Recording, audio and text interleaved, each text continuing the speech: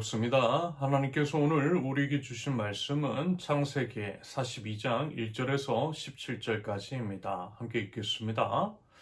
야곱은 이집트에 곡식이 있다는 말을 듣고서 아들들에게 말하였다. 얘들아, 왜 서로 얼굴들만 쳐다보고 있느냐? 야곱이 말을 이었다. 듣자 하니 이집트에 곡식이 있다고 하는구나. 그러니 그리로 와서 곡식을 좀 사오너라. 그래야 먹고 살지. 가만히 있다가는 굶어 죽겠다. 그래서 요셉의 형 10명이 곡식을 사려고 이집트로 갔다. 야곱은 요셉의 아우 베냐민만은 형들에게 딸려 보내지 않았다. 베냐민을 같이 보냈다가 무슨 변이라도 당할까 보아 겁이 났기 때문이다. 가나안 땅에도 기근이 들었으므로 이스라엘의 아들들도 곡식을 사러 가는 사람들 틈에 끼었다. 그때 요셉은 나라의 총리가 되어서 세상의 모든 백성에게 곡식을 파는 책임을 맡고 있었다. 요셉의 형들은 거기에 이르러서 얼굴을 땅에 대고 엎드려 요셉에게 절을 하였다. 요셉은 그들을 보자마자 곧바로 그들이 형들임을 알았다. 그러나 짐짓 모르는 채 하고 그들에게 엄하게 물었다. 당신들은 어디에서 왔어?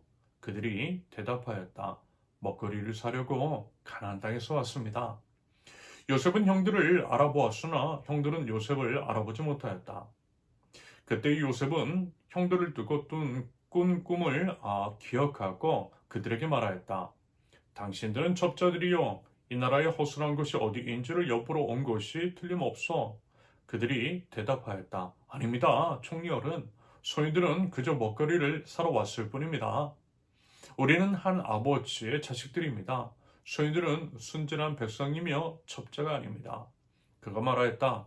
아니요, 당신들은 이 나라의 허술한 것이 어디인지를 엿보러 왔소. 그들이 대답하였다. 소인들은 형제들입니다. 모두 12입니다. 가나안 땅에 사는 한 아버지의 아들들입니다. 막내는 소인들의 아버지와 함께 있고 또 하나는 이렇습니다. 요셉이 그들에게 말하였다. 내 말이 틀림없어. 당신들은 첩자들이여. 그러나 당신들이 진실을 증명할 길은 있어. 바로께서 살아계심을 두고 맹세하오. 당신들이 막내 아우를 이리로 데려오지 않으면 당신들은 여기에서 한 발자국도 벗어나지 못하오. 당신들 가운데서 한 사람을 보내어 당신들 집에 남아있는 아우를 이리로 데려오게 하고 나머지는 감옥에 가두어두겠어. 나는 이렇게 하여 당신들이 한 말이 사실인지를 시험해 보겠어.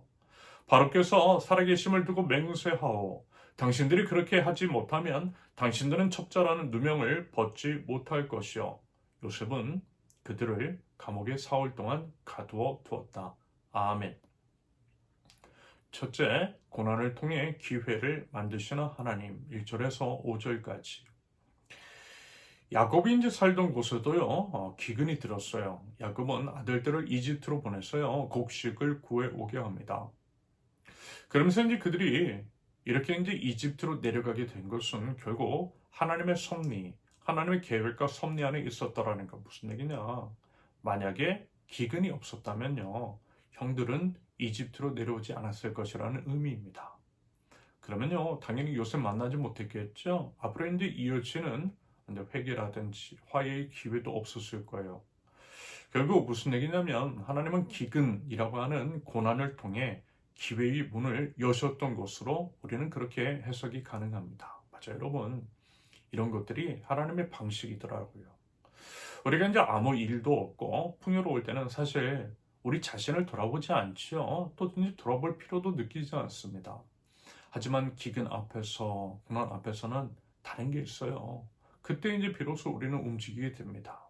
가만히 앉아 있을 수만 없어요. 그래서요, 하나님은 때때로 우리 이제 삶의 결핍 같은 것들, 고난 같은 것들을 통해서 하나님께서 우리를 원하시는 자리로 이끄시는 것들이 있더라는 것입니다. 그러므로 여러분, 우리에게 혹시라도 고난 같은 것들이 찾아온다면요, 이것을 통해 하나님께서 이제 혹시 우리를 새로운 자리로 어떤 의도하신 자를 인도하신다라고 하는 것들을 기대하고 또 기도하면서요, 그 믿음 가지고 나아가실 수 있기를 바랍니다. 둘째, 반드시 성취되는 하나님의 말씀 6절에서 9절까지.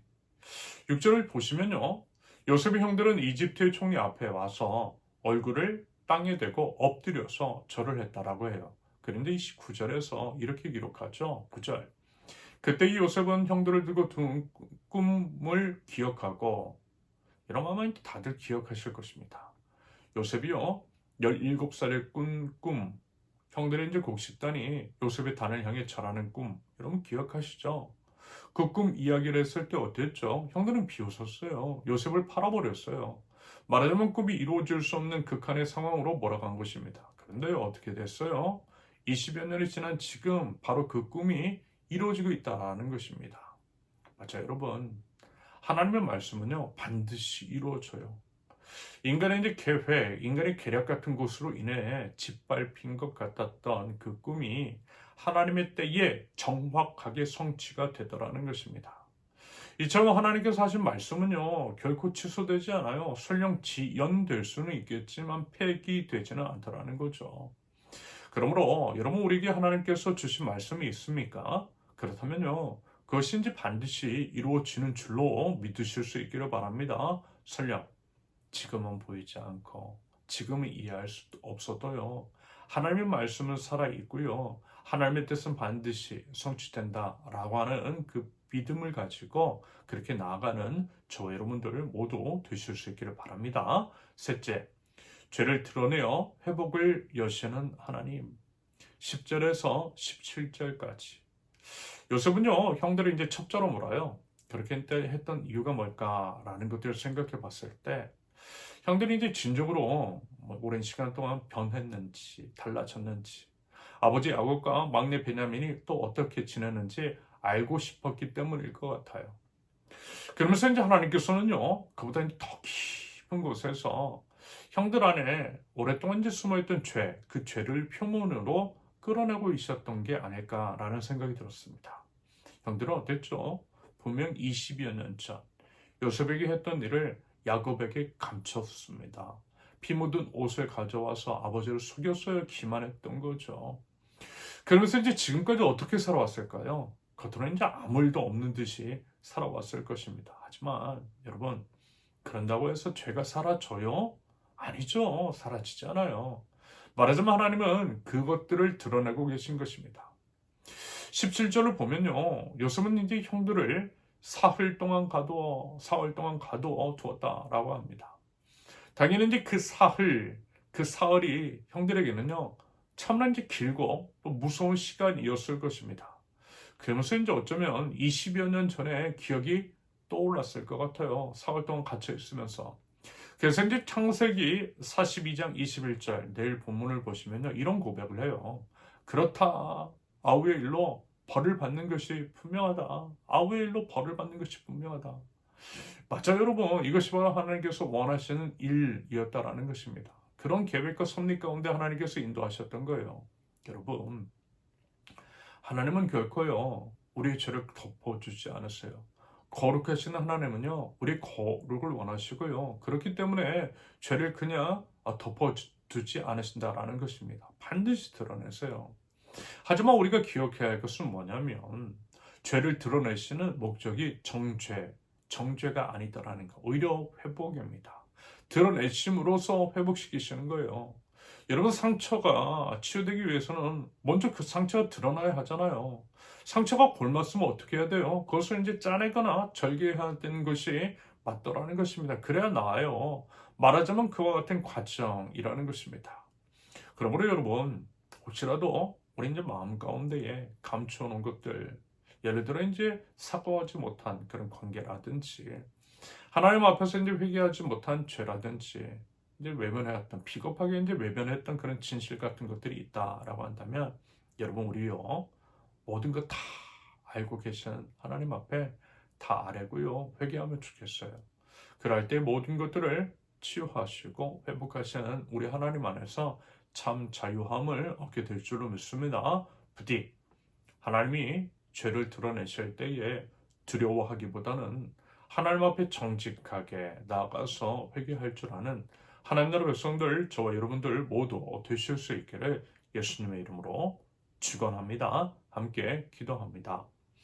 하나님의 말씀은 오랜 세월이 지나도 반드시 이루어지는 줄로 믿습니다. 하나님은요, 죄를 드러내셔서 죄를 이제 정죄하시는 것이 아니라 회복시키기 원하신다라고 하는 것들을 저희들이 깨닫게 하옵소서. 하나님, 저희들 혹시라도 삶의 기근 가운데 있는 사람들이 있다라고 한다면 고통 속에서라도 주님의 손을 놓지 않게 하시고 때가 되면 건져내 주실 우리 주님을 믿는 믿음과 소망 가지고 하나님 그 시간을 이겨낼 수 있도록 힘과 용기를 허락하여 주시옵소서. 하나님, 저희들 오늘도 주님과 함께 이 하루를 시작하겠습니다.